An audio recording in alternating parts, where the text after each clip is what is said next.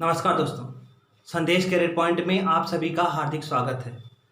दोस्तों, ये वक्त आपका है, चाहे तो आप इसे सोना बना लीजिए या सोने में गुजार दीजिए। दुनिया आपके उदाहरण से बदलेगी, आपके राय से नहीं। घड़ी सुधारने वाले तो मिल जाएंगे, लेकिन समय आपको खुद सुधारना पड़ेगा। जिंदगी में लक्ष्य की प्राप्ति के लिए सिर्फ दो प्रकार की सोच होनी चाहिए। अगर रास्ता मिल गया तो ठीक है, नहीं तो अपना रास्ता हम खुद बना लेंगे। जिस कॉपी पर सभी विषयों को संभालने की जिम्मेदारी होती है, वह अक्सर रफ कॉपी बनकर रह जाती है। उसी प्रकार से अगर आप एक साथ अधिक काम करेंगे तो आपको सफलता नहीं मिलेगी। अपने खिलाफ कई कई हर बात को खामोशी से सुन लीजिए और जवाब देने की जिम्मेदारी वक्त पर सौंप दीजिए। इंडियन क्रिकेट टीम के पूर्व बल्लेबाज, महान बैट्समैन सचिन तेंदुलकर जी के बारे में कौन नहीं जानता होगा। वो हर मैच में सेंचुरी नहीं बनाते थे, लेकिन जिस मैच में वो जीरो पर आउट हो जाते थे तो लोग उन्हें बहुत ज़्यादा आलोचनाएं करते थे, उनकी आलोचनाएं करते थे। तो वो कभी लड़ते झगड़ते नहीं थे उनसे जाकर के, वो हमेशा उसका जवाब ग्राउंड पर देते थे और ग्राउंड पर वो सेंचुरी मार करके या अच्छा परफॉर्मेंस करके देते थे। उसी प्रकार से हमारे यहाँ नैनी में एक लड़का रहता था और उसके पिताजी दूध के कारोबार करते थे। तो उसने भी बीए कंप्लीट करने के बाद अपने पिताजी के साथ कारोबार में लग गया। तो एक दिन गली के ही अंकल जी ने उसे कहा कि जब तुम्हें दूध ही बेचना था तो तुमने बीए क्यों किया? तुम बिना पढ़ाई किए भी तो दूध बेच सकते थे। ये बात उस बच्चे को इतनी बुरी लगी, ये बात उस लड़के को इतनी बुरी लगी कि जा कर के अपने पिताजी से कहा कि पापा, मैं तैयारी करना चाहता हूँ, मैं आईएएस की तैयारी करना चाहता हूँ। तो उसके पिताजी ने कहा कि बाबू, ये कोई आसान बात नहीं है कि आप कह दिए और आप आईएएस निकाल लेंगे, इसमें कठिन परिश्रम करना पड़ता है। तो उस लड़के ने कहा कि पिताजी, जो हम काम कर रहे हैं वो तो हम जिंदगी भर करेंगे, अगर नहीं लगता है तो हमको करना ही करना है, लेकिन जो ये समय निकल गया वो कभी लौट कर नहीं आएगा। आप मुझे समय दे दीजिए और मुझे आईएएस का प्रिपरेशन करना है। तो उसके पिताजी ने कहा कि ठीक है बाबू, जाओ तैयारी करो, क्योंकि उस बच्चे के अंदर उनको वो जुनून दिखाई दिया। उनके पिताजी को उनके अंदर, उस बच्चे के अंदर जुनून दिखाई दिया। तो उन्होंने कहा कि ठीक है, जाओ तैयारी कर लो। तो उस बच्चे ने दिन रात एक करके पूरी मेहनत करना चालू कर दिया और लगभग 2.5 साल बीतने के बाद उस बच्चे ने प्री और मेंस दोनों निकाल लिया। अब बात थी इंटरव्यू की। तो जब इंटरव्यू देने के लिए वो लड़का एग्ज़ाम हॉल में जाता है तो एग्जामिनर उसे कुछ क्वेश्चन पूछते हैं कि ये बताओ कि तुमसे आसान क्वेश्चन पूछें या कठिन क्वेश्चन पूछें। तो उस लड़के ने कहा कि आप कठिन क्वेश्चन पूछिए। तो एग्जामिनर ने कहा कि सोच लो, या अगर कठिन क्वेश्चन पूछूंगा तो एक ही क्वेश्चन पूछूंगा, चाहे तुम बता ले जाओ चाहे मत बता पाओ, मैं दूसरा क्वेश्चन नहीं पूछूंगा। तो लड़के ने कहा कि ठीक है, आप क्वेश्चन पूछिए। तो एग्जामिनर ने पूछा कि ये बताओ कि पृथ्वी का केंद्र कहाँ पर है। तो उस लड़के ने कहा कि आप जहाँ पर खड़े हैं, आप जहाँ पर बैठे हैं, आप जिस कुर्सी पर बैठे हैं वही पृथ्वी का केंद्र है। उस लड़के ने जवाब दिया। तो एग्जामिनर ने कहा कि प्रूव करके दिखाओ कि पृथ्वी का केंद्र यहीं पर है। तो उस लड़के ने कहा कि सर, ये आपका दूसरा क्वेश्चन है। तो एग्जामिनर इस पे सोच में पड़ गया, क्योंकि उस लड़के ने ये भी कहा कि सर, ये आपका दूसरा क्वेश्चन है और आपने कहा था कि मैं एक ही क्वेश्चन पूछूंगा। एग्जामिनर सोच में पड़ गया और उस बच्चे से कहा कि तुम जाओ, तुम्हारा इंटरव्यू खत्म होता है। वो लड़का रास्ते भर ट्रेन में सोचते आया कि मेरा आईएएस में नहीं होगा, शायद एग्जामिनर मुझसे नाराज हो गए और मेरा आईएएस में नहीं निकलेगा। कुछ दिन के बाद जब रिजल्ट आया तो उसने देखा कि मैं आईएएस में सेलेक्ट हो गया हूँ। तो वो लड़का इतना खुश हुआ कि उसने गया और 1 किलो मिठाई लेकर के सबसे पहले उन्हीं अंकल के पास गया जिन्होंने उसे ताना मारा था।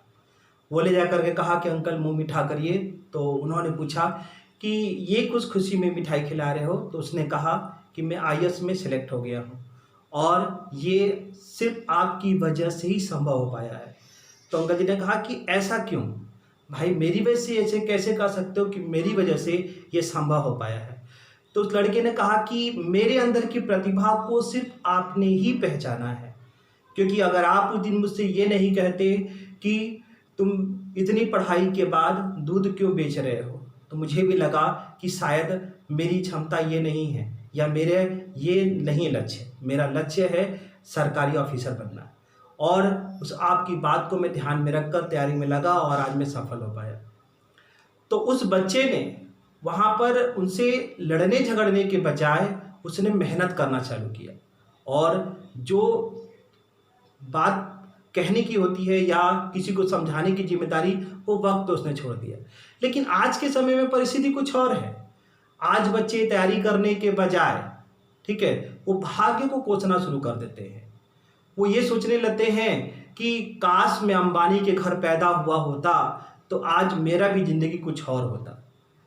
तो एक बात मैं आपसे कह दूं कि सफलता प्राप्त करने के लिए जेब में गांधी नहीं, दिल में आंधी होनी चाहिए। और जिस दिन ये बात आप अपने दिमाग में बैठा लेंगे, उस दिन सारी उलझनों से बाहर निकल जाएंगे। एक लड़का अपने गुरुजी के पास गया और कहा कि गुरुजी मुझे अमीर बनना है, गुरुजी मुझे बहुत ज़्यादा पैसा कमाना है।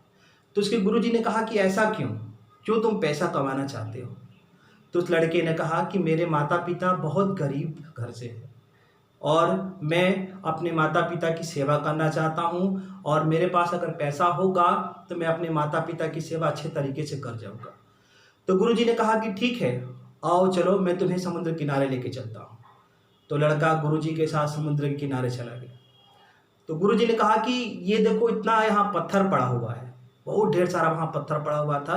तो उसके गुरुजी ने कहा कि इसमें एक ऐसा पत्थर होगा जो वो गर्म पत्थर होगा, तुम्हें उस गर्म पत्थर को इसमें से निकालना होगा, ढूंढना होगा।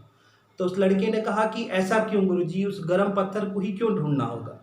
तो उसके गुरुजी ने कहा कि वो गर्म पत्थर ऐसा है कि तुम किसी भी वस्तु पर अगर छू दोगे, उससे उस गर्म पत्थर से छू दोगे तो वो सोना बन जाएगा। तो लड़का बहुत खुश हुआ, कहा कि ये तो कोई कठिन बात नहीं है भाई, इतना पत्थर है तो मैं ढूंढ लूँगा। तो वो पहले दिन गया और बार बार पत्थर में गर्म पत्थर को ढूंढने का प्रयास कर रहा था। तो ठंडा पत्थर बार बार मिल रहा था, तो उठा करके समुद्र में फेंकता जा रहा था। पहले दिन पूरा जी जान से लगा रहा, दूसरे दिन भी गया उसी तरीके से पत्थर को ढूंढने लगा, और दूसरे दिन भी बार बार उसे ठंडा पत्थर ही मिल रहा था। तो जितने ठंडे पत्थर मिलते जा रहे थे तो उसको उठा करके और वो पानी में फेंक दे रहा था। तीसरे दिन भी उसने यही काम किया, चौथे दिन भी इसी तरीके किया। करीबन 5-6 दिन तक वो बड़े मन से उस पत्थर को ढूंढता रहा। फिर जब देखा कि मैं बार बार ढूंढ रहा हूँ और पत्थर गर्म मिल नहीं रहा है, तो उसको लगा कि पता नहीं मिलेगा कि नहीं मिलेगा, लग रहा है कि सर गुरुजी मेरे मजाक किए हैं। तो फिर भी वो हिम्मत नहीं हार रहा था, और वो अब पहले के मुकाबले धीरे धीरे ढूंढने लगा। अब जो भी मिलता तो आधे अधूरे मन से ढूंढता और पत्थर को उठा करके पानी में फेंकता जाता। तो करीबन 10-12 दिन बीतने के बाद, चूँकि उसका ढूंढने का जो तरीका था या प्रोसेस था वो स्लो हो चुका था, तो 8-10 दिन बीतने के बाद एक दिन उसको गर्म पत्थर मिला, और चूँकि झटके से वो पानी में फेंक दिया, क्योंकि उसके पहले उसको यही लग रहा था कि पता नहीं मिलेगा कि नहीं मिलेगा, और आधे अधूरे मन से ढूंढ रहा था। तो जैसे ही फेंका, तुरंत उसको एहसास हुआ कि अरे ये तो गर्म पत्थर था और गलती से उठाकर मैंने पानी में फेंक दिया, क्योंकि समुद्र इतना गहरा था कि वो पानी नहीं निकाल सकता था। अब मन ही मन में बहुत ज़्यादा दुखी होने लगा कि इतना बढ़िया मौका मिला था और मैं अमीर बनने ही वाला था और मैंने पत्थर उठाकर फेंक दिया। उसी तरीके से आप लोगों के साथ होता है। आप गांव से जब शहर आते हैं तो यही सोच कर आते हैं कि मुझे अमीर बनना है, अपने माता पिता के सपनों को पूरा करना है, मुझे बहुत ज़्यादा पैसा कमाना है। लेकिन जब 10 दिन 12 दिन या 2 महीना 6 महीना बीतने लगता धीरे धीरे, तो आप भी धीरे धीरे क्या होता है कि पढ़ाई आपकी कम होने लगती है। आप सोचते हो कि लगता है ठीक है आए हैं तो हो ही जाएगा। या कुछ बच्चे साल या 2 साल तैयारी करने के बाद जब उनका एग्ज़ाम नहीं निकलता है तो बहुत ज़्यादा वो दुखी होने लगते हैं और बार बार यही सोचते हैं कि पता नहीं मेरा निकलेगा कि नहीं निकलेगा।